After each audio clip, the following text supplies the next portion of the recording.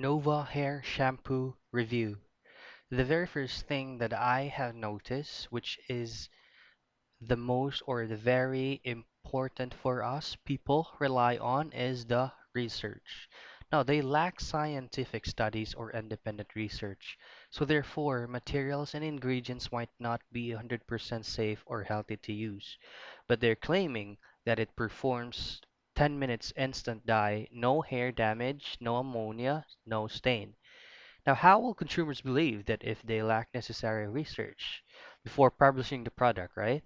Second thing is, they did not endorse this to doctors or hair professionals to vouch for the product if it will be passed or not.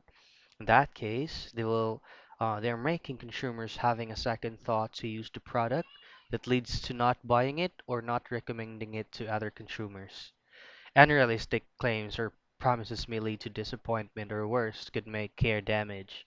Now, as what you can see on the reviews on their website, most of them are overwhelmingly positive.